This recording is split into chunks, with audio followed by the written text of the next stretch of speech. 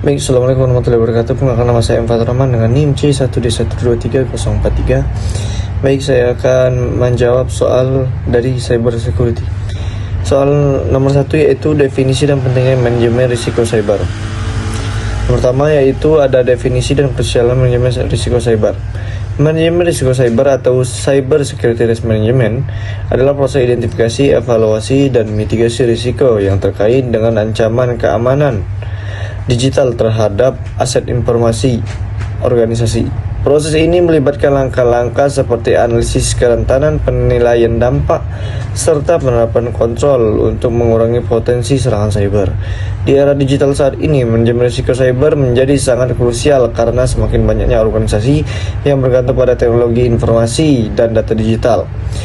Ancaman seperti peretasan, kebocoran data, atau ransomware dapat mengganggu operasional, merusak reputasi, dan menimbulkan kerugian finansial yang besar. Yang kedua yaitu perbandingan risiko operasional, finansial, dan cyber. Risiko operasional berkaitan dengan kegagalan proses internal manusia atau sistem. Contohnya seperti kesalahan karyawan. Sedangkan risiko finansial melibatkan kerugian ekonomi akibat fluktuasi pasar atau utang. Sementara itu risiko cyber fokus pada ancaman digital seperti serangan malware atau pelanggaran data. Meski berbeda, ketiganya saling terkait. Contohnya, serangan cyber seperti ransomware dapat menyebabkan risiko operasional dengan menghentikan produksi. Misalnya, sistem manufaktur terblokir. Sekaligus risiko finansial akibat biaya pemulihan dan hilangnya pendapatan. Baik, lanjut yang soal nomor 2 yaitu tahapan proses manajemen risiko cyber. Yang pertama yaitu identifikasi risiko. Tahap pertama adalah mengidentifikasi aset digital yang berpotensi terkena ancaman seperti data pelanggan, sistem IT, atau infrastruktur cloud. Seorang manajer risiko cyber melakukan pemetaan aset dan mengumpulkan informasi tentang ancaman yang mungkin terjadi, seperti malware, phishing, atau serangan DDoS.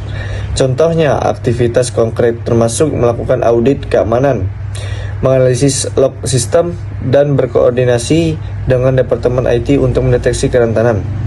Yang kedua yaitu penilaian risiko.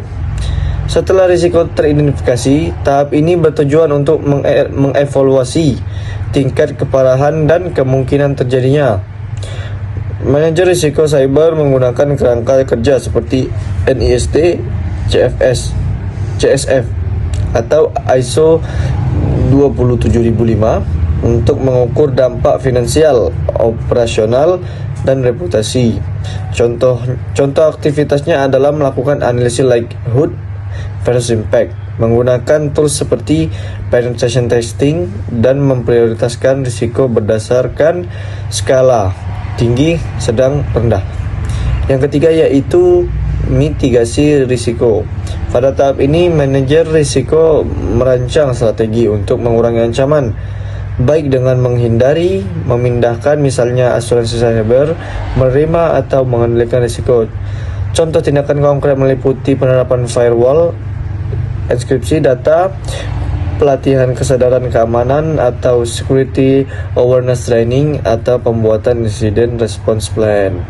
Yang keempat yaitu ada implementasi kontrol. Setelah strategi mitigasi ditetapkan, langkah selanjutnya adalah menerapkan kontrol keamanan. Manajer risiko cyber bekerja dengan tim IT untuk menginstal patch keamanan, mengonfigurasi access control, atau menerapkan multifactor authentication atau MFA. Contoh lainnya adalah mengadopsi kerangka kerja seperti Zero Trust Architecture untuk meminimalkan akses tidak sah. Yang kelima yaitu ada pemantauan dan evaluasi berkelanjutan. Manajemen risiko cyber adalah proses dinamis yang memerlukan pemantauan terus-menerus. Manajer risiko cyber menggunakan security information dan event management untuk mendeteksi ancaman real time, melakukan audit berkala, dan memperbarui kebijakan keamanan sesuai perkembangan ancaman. Contoh aktivitasnya termasuk review laporan insiden, pembaruan risk register, dan simulasi cyber attack di drills untuk menguji respons tim. Baik, lanjut yaitu soal nomor 3, yaitu identifikasi aset, ancaman, dan kerentanan. Yang pertama yaitu ada perbedaan aset, ancaman, dan kerentanan. Dalam keamanan cyber, aset merujuk pada segala sumber daya bernilai yang perlu dilindungi seperti data, sistem, atau infrastruktur IT. Ancaman adalah potensi bahaya yang dapat mengeksploitasi kerentanan untuk merusak aset, misalnya peretas, malware, atau bencana alam. Sementara itu, kerentanan adalah kelemahan dalam sistem, kebijakan, atau proses yang memungkinkan ancaman berhasil menyerang. Contohnya bug perangkat lunak atau konfigurasi keamanan yang lemah. Ketiganya saling terkait. Ancaman memanfaatkan kerentanan untuk menargetkan aset, sehingga identifikasi ketiga elemen ini krusial dalam manajemen risiko cyber. Yang kedua itu contoh aset, ancaman, dan kerentanan dalam perusahaan e-commerce. Yang pertama itu ada aset. Aset ini ada database pelanggan, yaitu berisi informasi pribadi dan pembayaran. Terus sistem pembayaran online seperti integrasi gateway pembayaran. Lanjut ada infrastruktur cloud atau server yang menyimpan website dan aplikasi e-commerce. Yang kedua itu yang ancaman, yaitu ada serangan DDoS, phishing, dan malware ransom. Yang ketiga itu ada kerentanan, yaitu ada SQL injection, password default yang tidak diubah, dan kurangnya enkripsi data. Baik, lanjut soal nomor 4 yaitu strategi penanganan risiko. Yang pertama yaitu ada 4 strategi penanganan risiko cyber.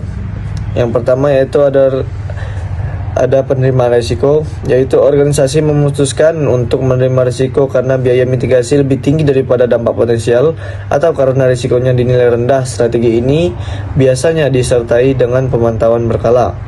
Yang kedua yaitu ada penghindaran risiko.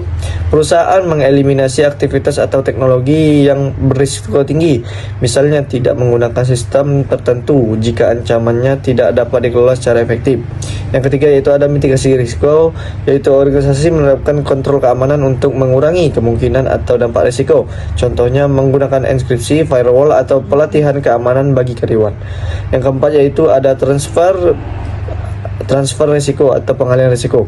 Risiko dialihkan ke pihak ketiga seperti melalui asuransi cyber atau outsourcing layanan keamanan kepada penyedia khusus. Lanjut contoh aplikasi di perusahaan vintage. Yang pertama yaitu risk approach. Sebuah vintage memilih untuk tidak memperbarui sistem legasi tertentu karena biaya upgrade sangat tinggi, sementara risiko eksploitasi dianggap minimal. Mereka memantau sistem tersebut secara ketat dan menyiapkan rencana cadangan. Risk avoidance yaitu perusahaan memutuskan untuk tidak menyimpan data pembayaran pelanggan secara lokal dan sepenuhnya mengandalkan penyedia pihak ketiga yang sudah bersertifikasi PCI DSS, sehingga menghindari risiko kebocoran data finansial. Yang ketiga itu risk mitigation, untuk mengurangi risiko serangan man in the middle. Pada aplikasi mobile banking, vintage tersebut menerapkan end-to-end encryption, biometric authentication, dan real-time fraud detection. Yang keempat itu ada risk transfer, yaitu startup vintage membeli asuransi cyber untuk menanggung kerugian finansial jika terjadi pelanggaran data besar-besaran. Mereka juga menggunakan managed security service provider untuk mengawasi ancaman 24 jam per hari, sehingga mengalihkan sebagian tanggung jawab keamanan. Baik, mungkin segitu saja dari saya. Apabila ada salah kata, saya mohon maaf. Wabillahi taufiq wal hidayah. Wassalamualaikum warahmatullahi wabarakatuh.